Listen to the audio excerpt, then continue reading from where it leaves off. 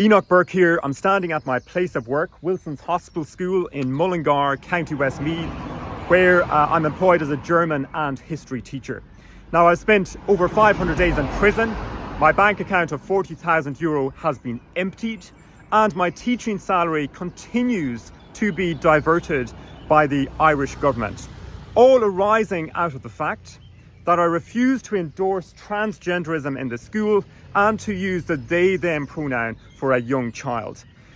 Now, this week I was shown an email that was sent to parents on Tuesday morning notifying them that the principal, Mr. Frank Milling, was moving on from the school, and that the email also said that he had got a job with the NCCA, that's the National Council for Curriculum and Assessment. Now, I want to just remind people, first of all, who Mr. Milling is. As you know, back in May 2022, I was commanded by the then Principal Niamh McShane to use the they pronoun for a third-year student in the school. That's 3 years ago now that happened. And very shortly after that, Principal Niamh McShane left the school, rather suddenly, I must say, to become a principal in Bandon in County Cork. Now, I first met Mr. Milling in January 2023, so the following January, and regrettably, when I met him, he treated me very badly. For turning up to work, I was shouted at, I was mocked, I was humiliated. I would say that I was always very diplomatic in my interactions with this man. I had very little to say to him, but I was bullied by this man, Mr. Milling, in front of students. And all of this, of course, simply arising out of the fact that I refuse to endorse transgenderism, to call a young child, a young boy, they, because it's against my Christian belief and against the Christian ethos of this school. But it was terrible, I must say, for students to have to witness this display of aggression on the school corridor. That's what it was. Mr. Milling would stand in front of me just a few feet away with a threatening posture many times.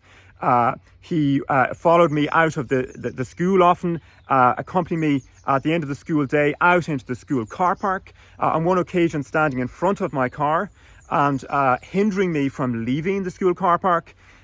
This was in full view now of parents and students exiting the school after the school day, standing at that bonnet and glaring in the windscreen. And Mr. Milling mocked my religious beliefs specifically on many occasions. And this was all, of course, while he was actively and persistently promoting LGBT in the school. And I suppose that's why he was there, that's why he was brought in. But promoting LGBT, I would say Mr. Milling was the face of transgenderism here at Wilson's Hospital School.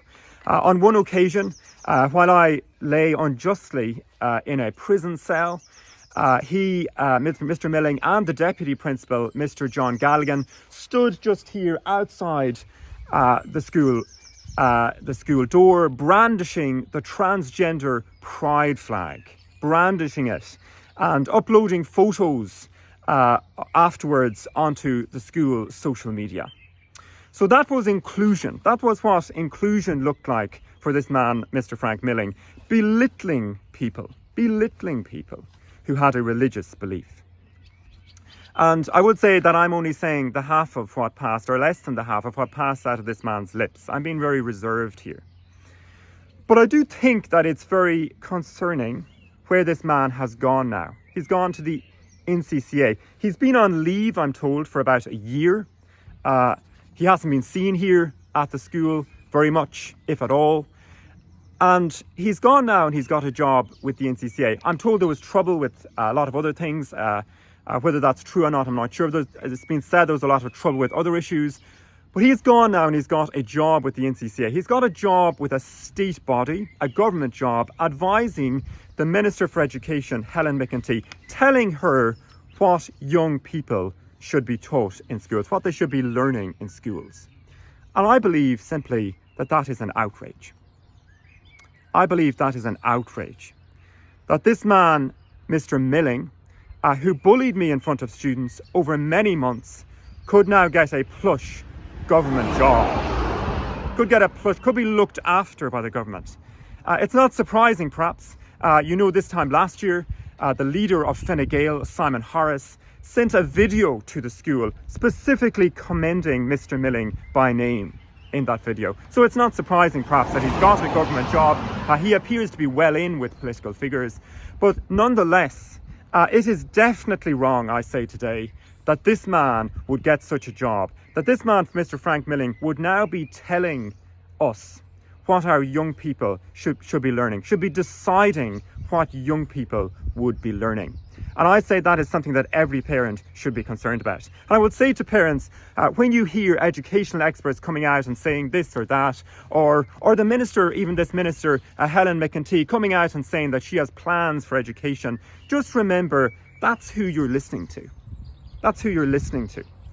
Mr. Milling, a man who bullied me for many months in the school, locked me out in the freezing cold over many days in the school. That is who you're listening to. Mr. Milling, he is the one now who will be telling young people what they should be learning. He is the one who will be deciding, parents, if you're listening to this, what your child should be learning. But I'm here at the school. This is my place of work. It's where I should be today. And of course, we have a constitutional right in this country to freedom of religion. It's not something that needs to be put on the statute book. It's already there.